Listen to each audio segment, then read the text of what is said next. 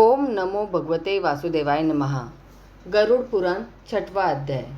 गरुड़ जी पूछते हैं कि हे भगवान, नरक से आए हुए प्राणी माता के पेट से कैसे उत्पन्न होते हैं और कैसे गर्भादि का दुख भोगते हैं, वह मुझसे कहिए।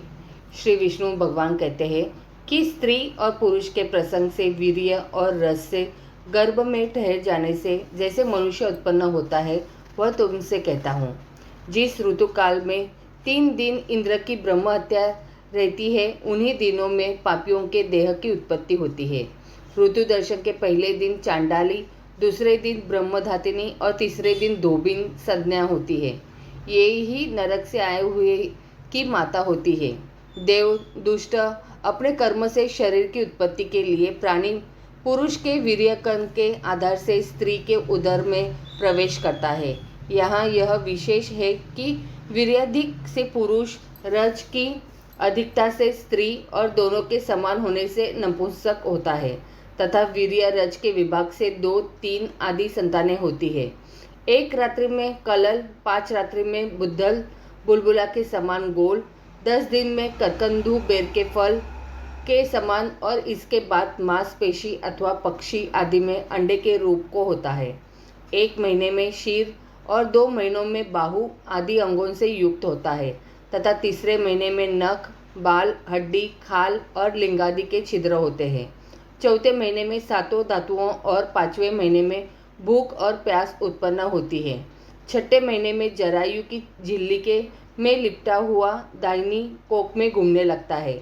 माता के खाए हुए अन्नपान से बढ़ता हुआ वह जीव विष्ठा और मूत्र के दुर्गंधित उस गड्ढे में सोता है जिसमें कि जीवों की उत्पत्ति होती है। उस गर्भ में रहने वाले भूखे कीड़े के काटने से उसके शरीर में घाव हो जाते हैं। सुकुमार्त के कारण वह बहुत दुख पाता है और मूर्छित हो जाता है। माता के खाए हुए कड़वे, तेज, गरम, नमकीन, रूखे और खट्टे आदि दुखद पदार्थों के स्पर्श से उसके शरीर में कष्ट होता है।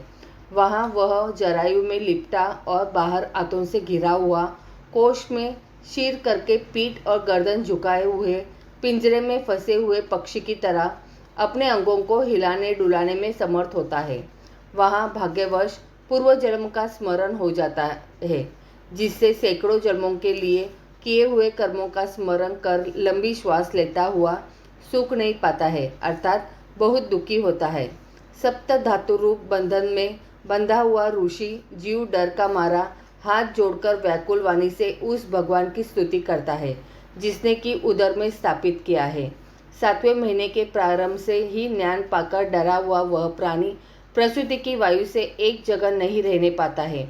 जैसे पेट में विष्ठा का कीड़ा जीव कहता है कि मैं लक्ष्मीपति, जगत के आधार, अशुभों पापों के नाश करने वाले, शरण में आए हुए की पालना करने वाले विष्णु भगवान की शरण में आया हूँ। हे नाथ, तुम्हारी माया से मोहित हुआ शरीर में और स्त्री पुत्रों में मैं और मेरे अभिमान से संसार में प्राप्त हुआ हूँ। जिन कुटुंबियों के वास्ते में मैंने शुभ और अशुभ कर्म किए थे, उससे मैं अकेला ही जल रहा हूँ। वे फल भोगने वाले तो चले गए।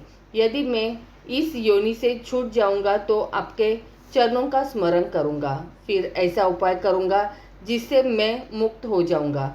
विष्ठा और मूत्र के कुएं में पड़ा और जठराग्नि से जलता हुआ मैं यहाँ से निकलना चाहता हूँ। हे भगवान, इससे बाहर कब निकालोगे? जिस दिन दयालु ने मुझे ऐसा ज्ञान दिया है, मैं उन्हीं की शरण में प्राप्त हुआ हूँ। फिर मेरा संसार में आवागमन न हो।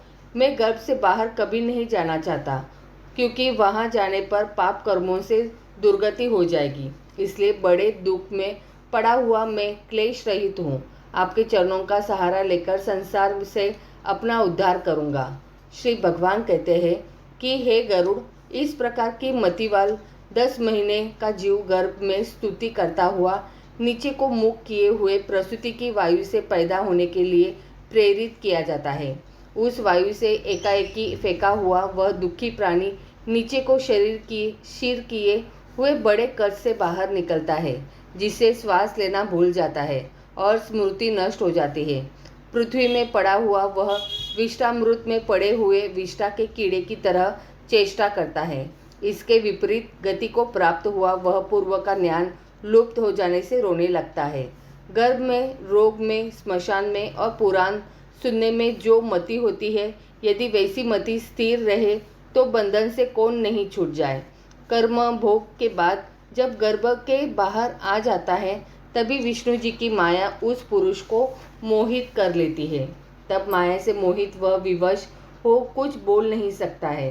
पराधीन होने से बालकपने के दुख को भोगता है। बालक के अभिप्राय को नहीं जानने वाले माता पिताजी से पालन किया हुआ वह बालक अपना दुख कहने के लिए असमर्थ होता है। श्वेत, जू और खटमल आदि जीवों से दूषित अशुद्ध खाट पर सुलाया हुआ बालक अंग खुजलाने और वहां से उठने की चेष्टा करने में असमर्थ होता है।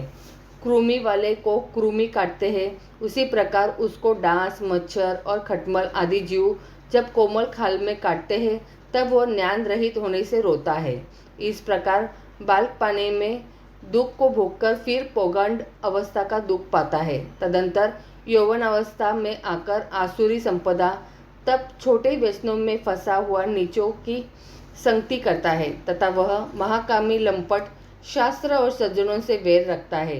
देव माया रूप स्त्री को देखकर उसके हाव भाव कटाक्षादि से लोभित अजितेंद्रिया अग्नि में पतंग के समान अंधतम में गिरा है।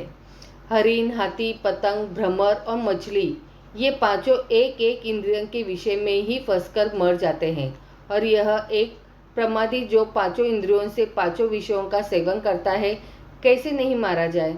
इच्छित वस्तु के न मिलने पर अज्ञान से क्रोध बढ़ जाता है तथा देह के साथ बढ़ते हुए शोक, अभिमान और क्रोध से वह कामी अपने नाश के लिए कामिया से लड़ा करता है तथा अधिक बलवानों से वह मारा जाता है, जैसे हाथी अन्य हाथियों से वह मारा जाता है।